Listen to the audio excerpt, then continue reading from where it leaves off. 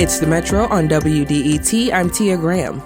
The civil rights movement was largely framed as an issue with Jim Crow laws in the South.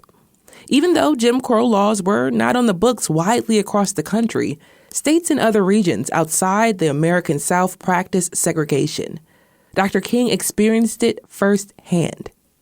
Janine Theo-Harris is a professor of political science at Brooklyn College of the City University of New York. In her new book, King of the North, Martin Luther King Jr.'s life of struggle outside the South, she writes about King's time in Pennsylvania and Boston as a student and his return to the Midwest, East, and Western regions of the U.S. at the height of the Civil Rights Movement.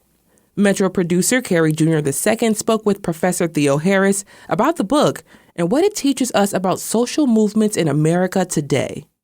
What prompted this? It's a book where you detail Dr. King's efforts outside of the South. Why did you find that important to highlight? For so many reasons. So the book sort of begins almost 20 years ago, and I don't realize I'm vignetting it at all. And I'm doing research in Los Angeles on the civil rights movement in the city in the decade before the Watts Uprising, and detailing there were movements against school segregation in LA, against housing segregation, against police brutality. And I'm going through the two main Black newspapers in LA. That's the LA Sentinel and California Eagle. And I keep finding Dr. King in the city. Mm-hmm. And here he is talking about police brutality and the killing of Nation of Islam Secretary Ron Stokes in 1962. Here he is marching against LA's segregated schools in 1963. Here he is again in 1963 calling LA as segregated as Birmingham. And I realized that I had bought into the story that is basically told in most books, most documentaries, which is that Martin Luther King really discovers the problems of the North after the Watts Uprising, when Watts sort of, riots in August of 1965, and that is why Dr. King decides to base a campaign in Chicago. And that story is basically inaccurate. And the book is really a reconsideration of Dr. King's whole life.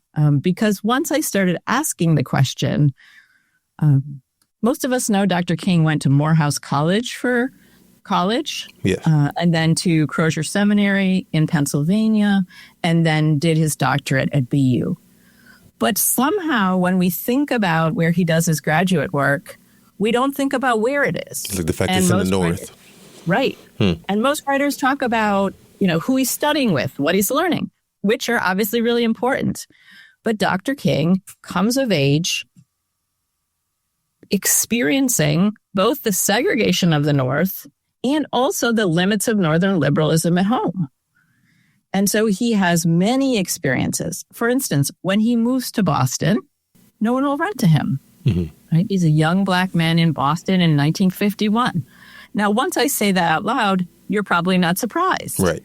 But for some reason, again, we hadn't asked the question. What does that inform? Because you're saying the context in which he is studying matters. He experiences what segregation was like in the North. And for people who live in northern cities who at least know their own city's history, i.e. Detroit, we understand that it was, there wasn't anything on the books, but there are covert actions throughout the history of the city and how it acted. He said laws, right? It doesn't have to say whites only for there to be laws, right? To be, for instance, zoning, right? School zoning, as I often tell my students, right? Yeah. You don't have to say Black students have to go to Black schools, like some of the laws in the South. When we get to a place like Detroit, how is the state doing it? They're doing it by zoning. Mm-hmm. And they constantly rezone those districts to keep Black schools Black and white schools white in Detroit, in LA, in New York, in Boston, and so on. And as I tell my students, right, school zones are not made by God. They're not made by rivers. They're not natural. They're made by local and state officials. Mm-hmm. And so part of, I often think about the book like a kaleidoscope. Remember those kaleidoscopes we had as kids? Yeah. You turn it just a little bit, and the whole picture changes. Mm-hmm. And that's what this does, right? When we look at Dr. King outside of the South, the whole picture of Dr. King's work, of the civil rights movement, of the era more broadly shifts. It's like this book sits at a major kind of inflection point in America's racial consciousness, where it spreads beyond the South into the North. And Martin Luther King, Dr. King, is almost like the vehicle through which people understand it, because he is the representation of the larger, if you had to make a single representation, of course there were a lot of actors in the civil rights movement, but he is the major representation of that. And so for him to be in the North, to be intentional about that, is a way to say, hey, America, wait a minute. We thought that this was only an issue in some parts of this country, but we've got to really recognize that it's all across the country. I think I understand now. I think one of the other huge myths that sometimes is still perpetuated about the civil rights movement is that Southern Black people were willing to go for nonviolence, but not Northern Black people. And that is just patently not true. And if we think about Detroit, right? In June of 1963, 2 months before the March on Washington, Dr. King comes to join with local activists, including Reverend C.L. Franklin, Reverend Albert Cleet, to head the Great Walk for Freedom, right? And the whole point of the Great Walk is to say, we are done with business as usual. We have spent many years highlighting the problems here, highlighting school segregation, highlighting job discrimination, highlighting a pattern of police brutality. And you have dismissed and gaslighted and demonized those efforts. You're listening to The Metro on 1019 WDET. I'm Kerry Jr. II. My guest is Jean Theoharis. She's a professor of political science at Brooklyn College of the City, University of New York. We're discussing her new book, King of the North, Martin Luther King Jr.'s Life of Struggle Outside of the South. So, Professor, I want to clarify something. You're talking about like how these moments in these stories change how we see Dr. King. But I just want to make sure it's clear that you're not saying this is a change within Dr. King is necessarily. This is something that he knew of himself. But the story of Dr. King, it just has been clouded about how the North, not necessarily Dr. King, but of America has been clouded about the North versus the South. And that the media at the time played a key role in that. Okay. Tell me more. So, one of the things I think many people may know is by the early 60s, the national media is increasingly paying attention to what's happening in the South and increasingly, sending reporters south.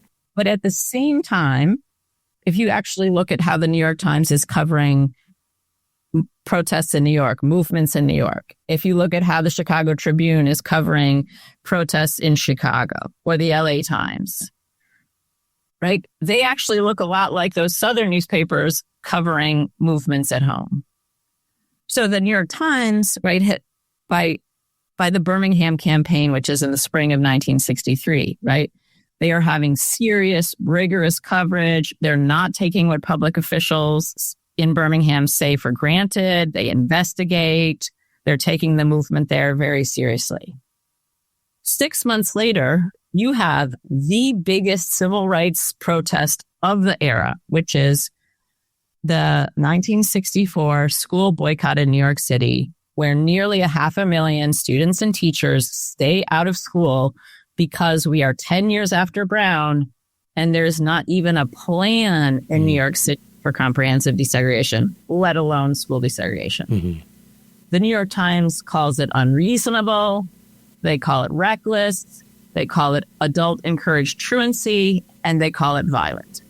In 1964, there is a proposition on the state ballot in California to return the right to Californians to discriminate in the sale and rental of their property. There had been a modest Fair Housing Act that passes in 1963, and white residents and realtors and political officials and the LA Times are like, no.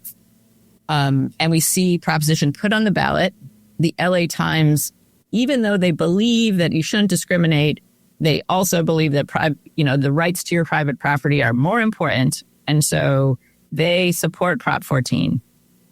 Dr. King will spend 1964 flying back and forth to California because he sees Prop 14 as, if it passes, which it will, as one of the most shameful tragedies of the 20th century. That's his words. He calls it a vote for ghettos. All of that work is either ignored or called unreasonable, problematic, right? So why I'm saying that he's a vehicle is because we have the same man with the same eloquence in the same suits, right? When he's saying these things about Birmingham, those are true, right? Right. They're being covered in the New York Times or the Washington Post or in the LA Times. When he's saying that about California, that's either not that important or wrong, right? And that's the way it's covered. The Chicago Tribune in the 50s had written some very positive editorials about King and King's work in the South, and calling him a real Christian.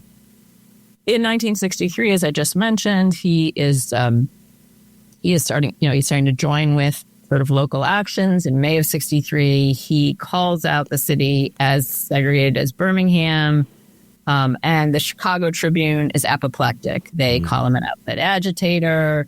They say he has no business saying that. And then as, King and the SCLC joined forces in 65 and 66, the Tribune gets increasingly unhinged. They compare King to the Klan. They start talking about him only using his first name. So part of what my book is also, and what I had to do in the book, right? I could not have written the book without the Black press. It's the Black press that really is covering what Dr. King is doing outside of the South in very different ways than the national media.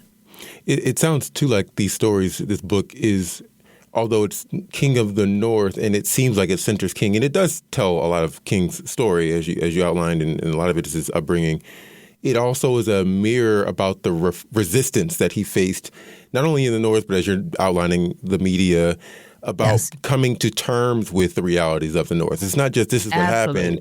It's like, no, there's a resistance to it. That's what it sounds like.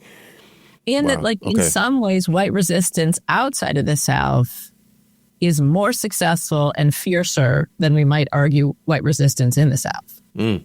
What is really the through line and takeaway you want readers to have to say, okay, this is why in 2026 this book matters as much today as the stories in it mattered at the time?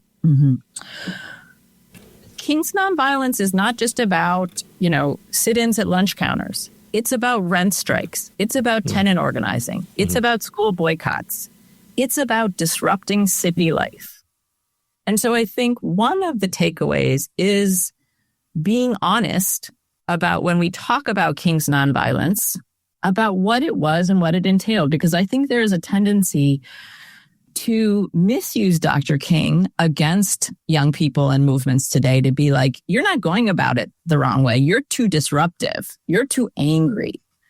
And understanding that key to the nonviolent direct action of the civil rights movement, key to King's understanding of it, was the understanding that injustice was comfortable for too many people, and that you had to make people, you had to make institutions, you had to make, from the city government to the federal government, uncomfortable, or you weren't going to get change. So I think that's the first thing, right?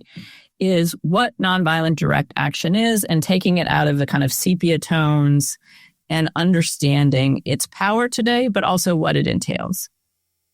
I think relatedly, we often see Dr. King rolled out against young people, right? You're not doing it the right way. You're too angry. You're too loud. And one of my favorite parts of the book is actually King does all of this work with gang members and gang leaders. King lives in Chicago during 1966, and he works with all these gang leaders, and they talk about kind of the respect and love that develops between them.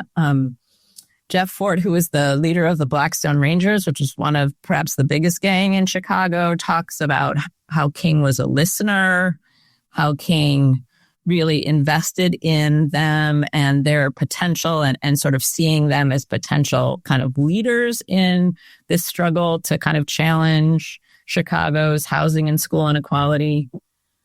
And so I guess the second thing to me that makes this so relevant is seeing where Dr. King would be today, right? He is relentless about sort of calling out police brutality, not just in the South, but in the North. And he's very direct in saying, you know, while people at the time like trembled with outrage, right, about Bull Connor, that's the police chief in Birmingham, right? Police brutality in the North was rationalized, justified, and tolerated. And he's very clear also that police brutality is not just a matter of a few bad apples, but often kind of a systematic practice to keep sort of Black communities, as he would put it, in line. He's using a metaphor of domestic colonialism to describe the position of Black people in big cities like Detroit and Chicago and New York at this time. What he means by that, right? He's talking about how people are profiting from segregation and kind of Black misery, how the jobs go to other people, not Black people in the community. He's talking about the ways that the police sort of serve as enforcers for this system of ghettoization. He's talking about the elevation of certain Black people to high places to act as buffers and to kind of maintain the system of inequality. All of that, I think, speaks to us today, and speaks to sort of where he would be today. Janine Theo-Harris is a professor of political science at Brooklyn College of the City University of New York. She is the author of King of the North, Martin Luther King Jr.'s Life of Struggle Outside the South.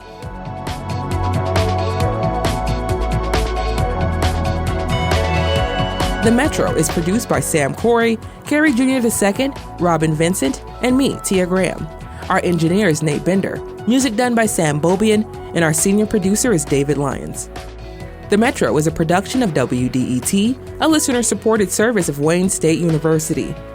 This is WDET-FM, Detroit Public Radio, your connection to news, music, and conversation.